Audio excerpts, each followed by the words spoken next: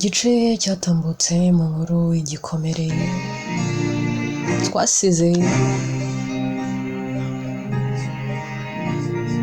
Ethan yaramaze gusaba Owen ko bakora uko bashoboye bakagarura Ayla Kiara mu kazi.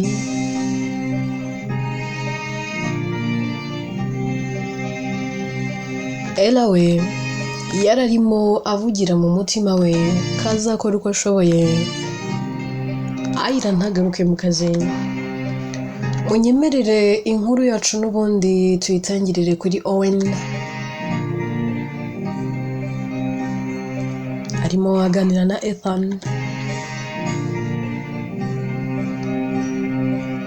Owen abwira boss we kamugati boss, mbabarire kubw'ibintu ngiye kuvuga ntubifate nabi nangwa se nguze kugira ukundi kuntu byumva,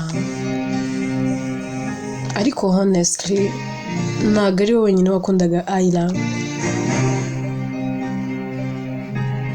Kiara ni umwana mwiza ku rwego ntabona ukuntu nsobanura.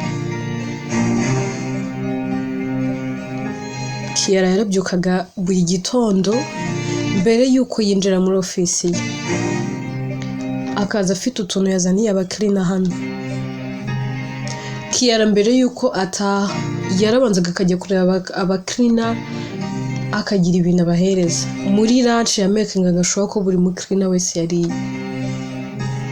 Turetse n'abakirina, abakozi bose muri iyi company baramukundaga ndetse baranamukunda. Kuva Ayla yagenda muri iyi company neza neza hameze nkaho hari igikuba cyacitse.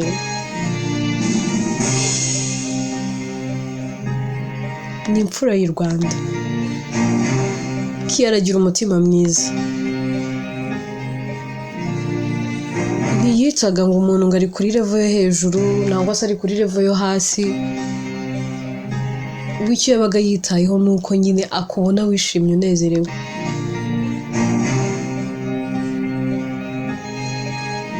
Agaruka kwinjirira boss. Ndabizi ko ukunda Kiara, ariko ntawe utamukunda. Gusa mbabarire nkubwiza ukuri. Yego nibyo hari habayeho mistake. Abura ibyangombwa atagombaga kubura, abura documents zitari ngombwa ko wenda abura. Ariko ibyo ni ibintu bibaho mu buryo umuntu atatekerezaga, atexpectingaga. Ayla yagiye ababaye. Kugeza na n'ubu ngubu iyo uvuze izina Ethan arahungabana, waramuhahamuye pe. Ubwo mperuka kumubona njye nawe tubonana amaso ku yandi, yarambwiye ngo Owen, umenya hari naribeshye kuri Ethan.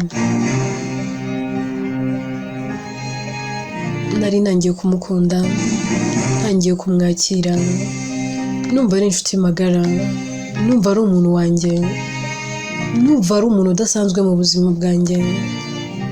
Ariko sinigeze ntekereza ko igihe kizagera agahinduka.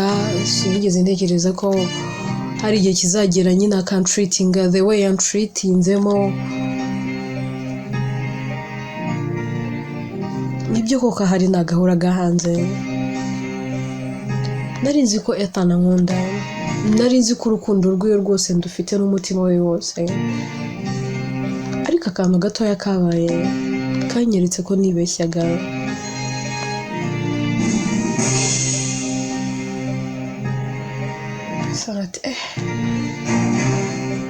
Owen, ndabizi ko nakosheje.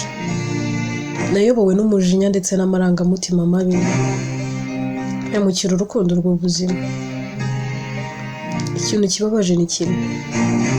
Nari maze igihe gito cyane mbwiye Ayla ko mukunda. Twari tumaze igihe gito twemeranyije ko tugiye gukundana. Ariko nanone ambwira yuko tugomba kubigira ibanga, atari ngombwa ko company yose ibimenye.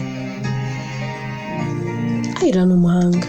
yarambwiye ngo abantu bose nibamenya ko dukundana n'abanyisanzuragaho ntibazongera kunyisanzuraho. Abakozi bamwe na bamwe bazatangira kuntinya, bazajya bambona bavuga ngo dore umugore wa boss. Ariko nidukomeza kubana uko tumeze tugakundana mu ibanga, tuzanakora neza akazi.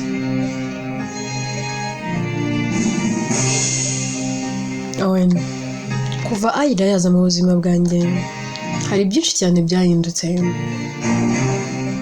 yaba imyitwarire yanjye. Urabizi nakundaga gutaha amajoro nkanywa inzoga nyinshi, gasanga ngaragiwe n'abakobwa gusa. Umwanya wanjye munini nawumaraga rwose ndi guspendinga isene nyinshi, nshashura n'izitari ngombwa. Ariko kuva yaza hari byinshi cyane yarahinduye mu buzima bwanjye, ariko none ntawe ugihari, byose ni amakosa yanjye.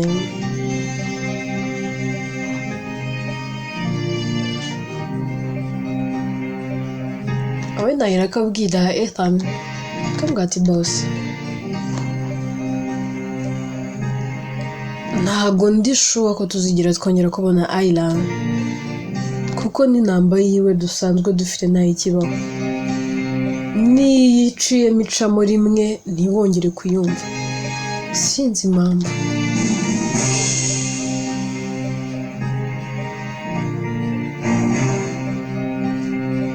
Ariko reka nongere ngerageze ndebe.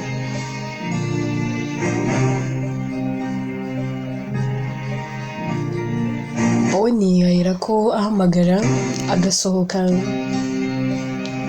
ariko ibyo wowe ni abaganira na Ethan byose eraba yabyumvise.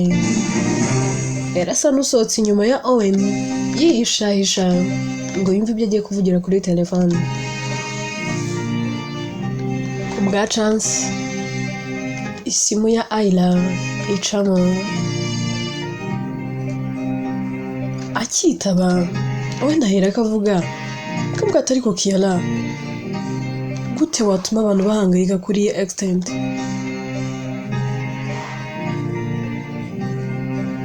Ndati muhangayikishwa n'iki se? Wowe nande se ubundi? Ndati njyewe na Ethan nta nubwo ari natwe gusa, hano muri company twese turagukumbuye. Abantu bose barahangayitse, buri muntu wese yirirwa kubaririza. Uguhamagaye inamba yawe nicamo, nuba ahubwo ni chance ngize kugira ngo icemo. Kiara ati rero Owen, inamba yanjye nyishyiraho iyo ngiye kuvugisha mu rugo gusa, nta kindi kintu. So ugize chance nyine nari ngiye guhamagara mukuru wanjye, numvaga mukeneyeho udufaranga dukeya, so nari ngiye kumutera injuga ngo ndebe ka misene.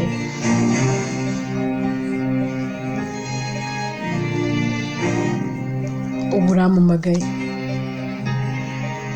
Owen ati Kiala, ndagushaka pe, kandi sinshaka ko tuvuganira kuri telefone.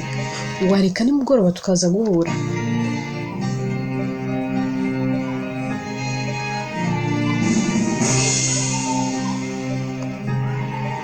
Ahera ati nimugoroba ryari? Ndati nyuma y'akazi. Ahera ati ariko se muri iyi minsi ndi down, urabizi nta gihe kinini nari maze muri iyo company. Isene zose nari narahembwe narazifashe, nari narasevinze zose narazifashe njya gufunda ubuzima bushya. Nagiye kure ya Amara na mama we. Ubu ngubu mba muri ghetto, isene nari mfite naziguze ibikoresho, nishyura inzu, so rero sinakubeshya ngo nabona na transport. Ibintu bimaze kunshanga, mbona ahubwo nzongera kugurisha nk'uko na mbere nigeze nagurisha ibintu byose nari mfite. Mu gihe nizeraga yuko ubuzima bubi natandukanye nabwo. Owen ati ibyo ntubigireho ikibazo, aya transport ndayaguha, ariko uze tuganire. Ahera ati si urashaka ko tuganira iki? Owen ati ndashaka kuza ukagaruka mu kazi kawe, ibintu byinshi bimaze kudogera, ibintu birimo birapfa. Esani yarahindutse, nta cyitwara nk'uko yitwaraga. niwe twagira pe wari waramuhinduye muri company asigaye ari umwana mwiza none yarongeye abumugome Kiara ati Owen ibyo bintu ko bigoyera Ethan uri hariya naramutinya subwo nakongera kumugaruka imbere nzi neza ko documents ziwe zabuze burundu ubwo hagize ikindi kintu cyongera kubura Owen ati rega documents zarabonetse zirahari twarazibonye Kiara toke ntacyo nyine ubwo reka ubwo turaza kubiba tubivugaho wowe soza ibyo usoza habura iminota mike ngo akazi kawe karangira uze kumvugisha twumva ibyo ari byo erahera kagenda ngo ataza kubonwa na Owen arihisha ariko byose aba yabyumvise agira cya agasohoka akajya ahantu hiherereye agafata telefone ye agahamagara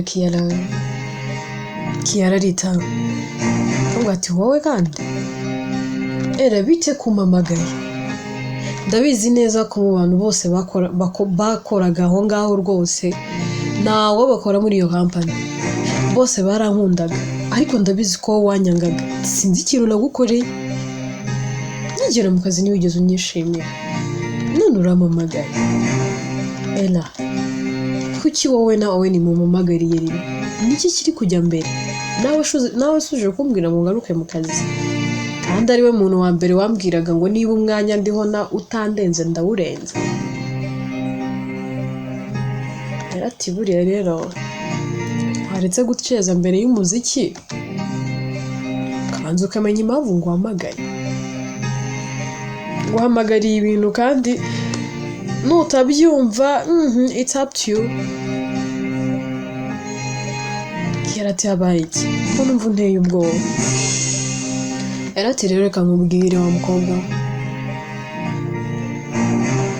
ushaka kuba waricaye ukishuka ukibwira ngo Ethan yigeze yagukunda ntabwo yigeze agukunda ese ntabwo yigeze wumvaho inkuru yuko Ethan nyine we iki w'abakobwa benshi beza barabe buriya rero Ethan ukuntu ateye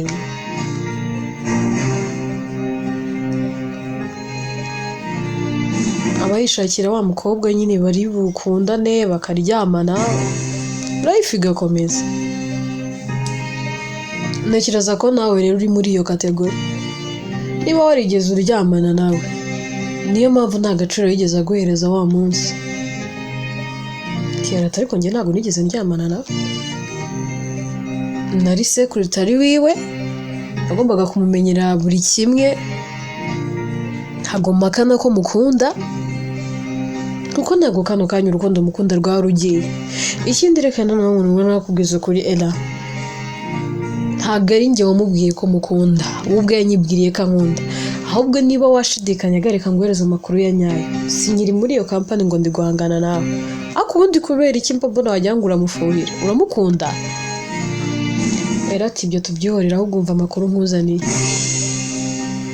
numvise Ethan nawe niba ari gupanga ngo nyine ugaruke mu kazi ngende kukuburira nyine nubwo tutigeze tubana neza ariko ntabwo uri umwana mubi niwigeze umbera umwana mubi ariko reka nkuburire dokima barakubeshya ngo zarabonetse ariko ntizigeze ziboneka so rero hano bari gupanga kugira ngo wowe uze ubundi bajye kugufungisha ufungwe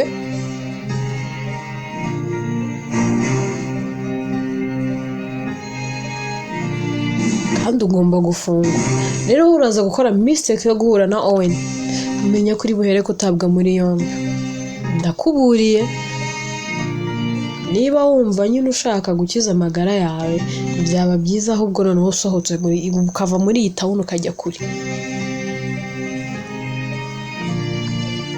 Yarati ntumbwire barashaka kumfunga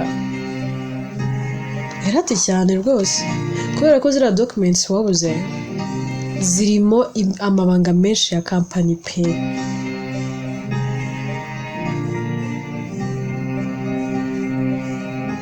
hariho imigabane ya buri mupatana wese w'iyi kampani, kandi ziriya documents kubura egare ko nyine iyi kampani iri mu bibazo. Rero bazi yuko wazitwaye, nta n'umwe ujya wemera ko wazibuze. Rero bagomba kugufunga mpaka zibonetse. Ibaze nizitaboneka uzaheramo. Niyo mpamvu nakubwiraga ngo Ethan ntabwo yigeze agukunda, nta nubwo yanagukunda, ntabwo uri type y'abakobwa yakunda. So iyo wirebye ubona ko kuri ku rwego rwa Ethan, ntabwo uri kuri level yiwe dia.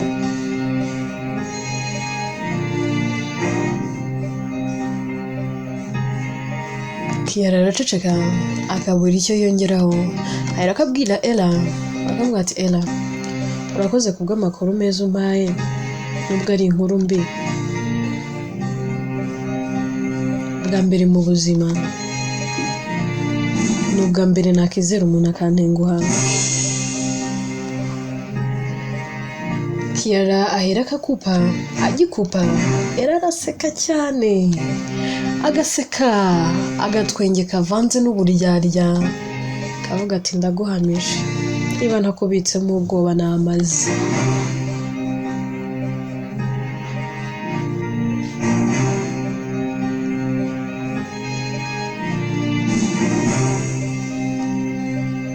Tuve kuri Ella twigire kuri Kiara.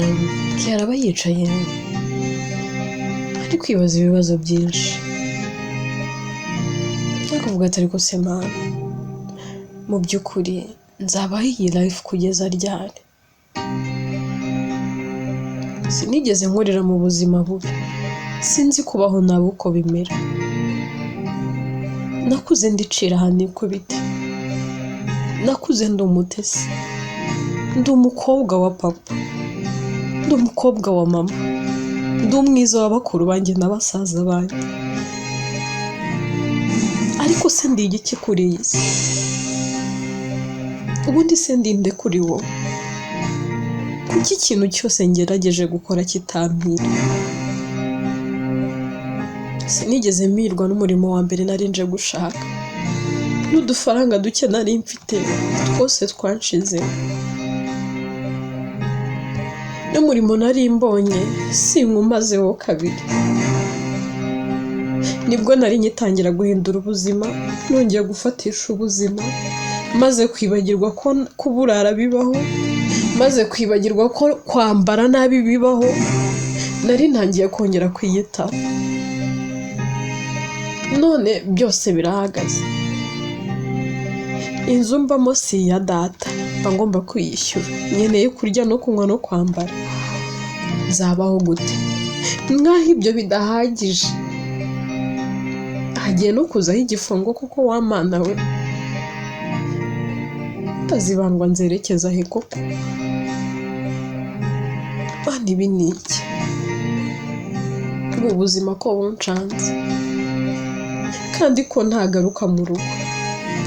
Nzagenda mbwira data ngo iki?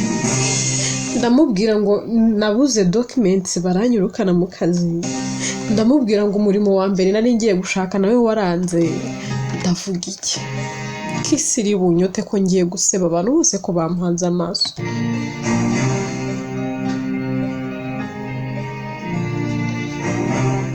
Kiara biramucanga, kibaza ibibazo byinshi ariko akabiburira ibisubizo.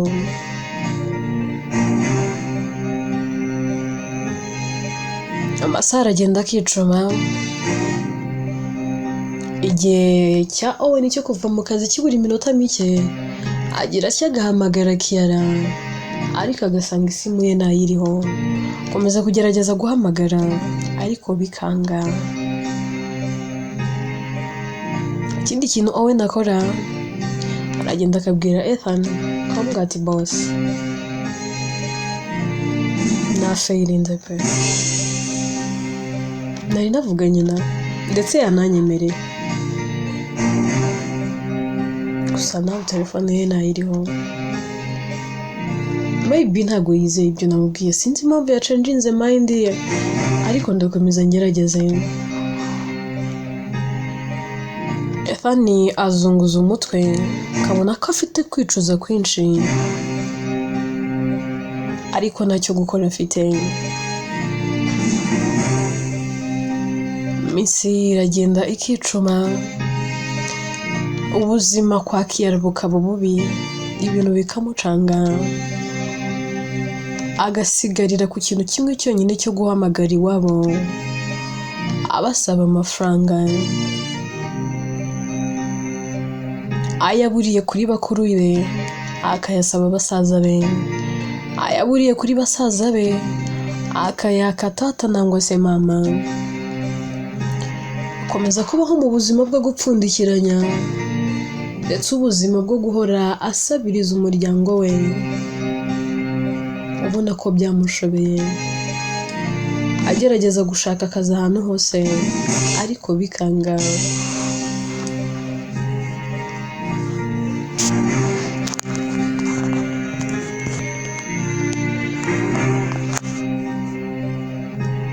Umunsi umwe arimo agenda mu muhanda ari nimugoroba, asohotse avuye mu nzu, ibintu byamucanze yewe byamushobeye. Arimo agenda mu muhanda ariko yivugisha, amarira ari yose. Avuga ati koko Mana, niki koko nacumuye? Mana, niki koko nakoze? Kuki watuma mbaho ubu buzima? Kuki icyo ngerageresheje amaboko yanjye cyose kitamira?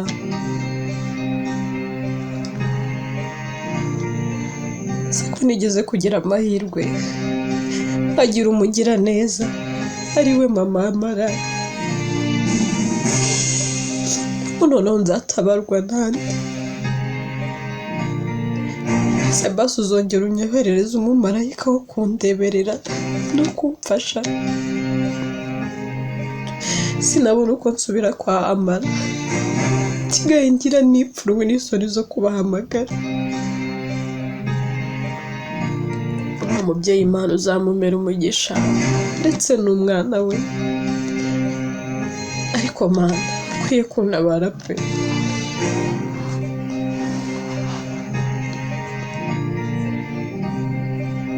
Uhereye mu buto bwanjye nakuze mama ambwira ko urishobora byose, urisumba byose. Mama akambwira ko byose biva mu gushaka kwawe no mu kuboko kwawe. Ubu ndi kwibaza, ese koko n'ibibi biri kumbaho biri guturuka mu kuboko kwawe no mu gushaka kwawe? Abantu bose bavuga yuko uri Imana nziza, ese koko niko biri? None se waba uri mwiza kuri bamwe abandi ukaba mubi? Waba utabara bamwe abandi ukabihorera? Mana, bimaze kuncanga.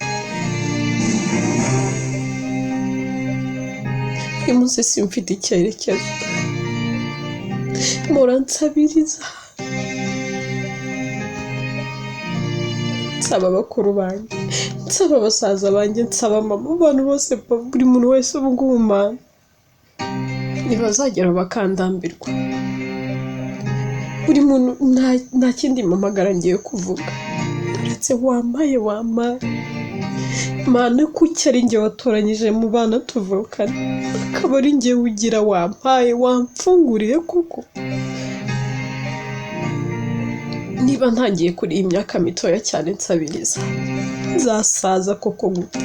Sinzasaza nanduranya kuko wa Mana we wambabariye ukagira Imana we, wowe ukabaho we, wowe ugasingizwa ibihe n'ibihe, ukantabara ukampa icyerekezo koko.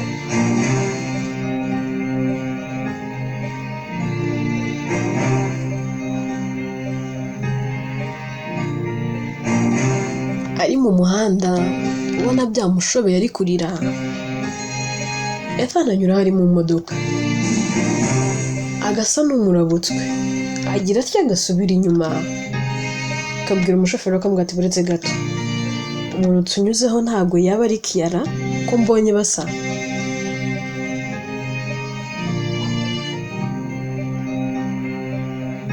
Hagarika imodoka, ndahera akahagarara Ethan agasohoka mu modoka agisohoka mu modoka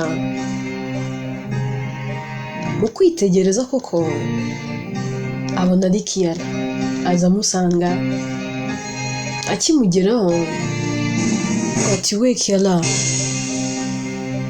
biramucanga akibaza umuntu uri kumuhamagara ariko agakomeza akigendera kubera ko hagati yabo harimo intambwe nk'ebyiri zonyine ati Ayla niwe ndi kuvugisha Kiara arahindukira mu guhindukira akabona ni Ethan mu kubona ari Ethan ubwoba buramwica akibuka ko Era yamubwiye ko bari kumushaka ngo bamufunge nta kindi kintu akora arirukanka mu kwiruka Ethan amwirukaho avuga ati Ayla ahagarara tuvugana ariko bite kuri kwirukanka Ayla kugira ngo ahagarare arakomeza akiruka Ethan nawe akamwirukaho arebe nabura ko bavugana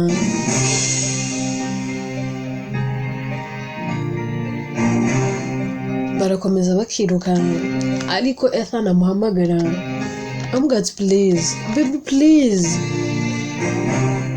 wahagaze ese nta nubwo nkumbuye ngenda gukumbuye Ayla please niba igihe cyose gishize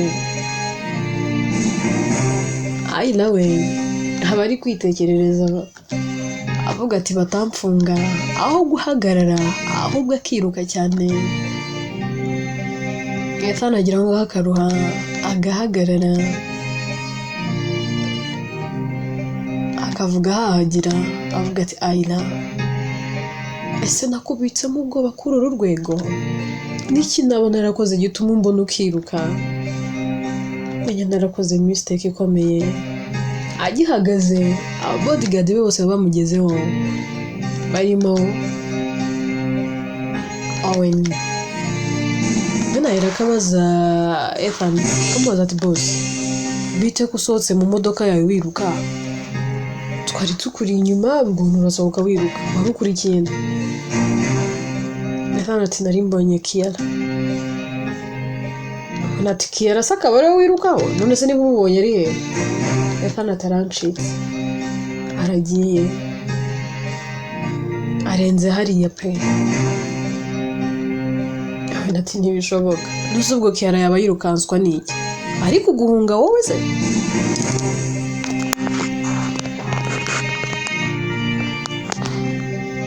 bitangaje Ethan ati tubyihorere mureke dutahe agira gutya bagakomeza urugendo bakitahira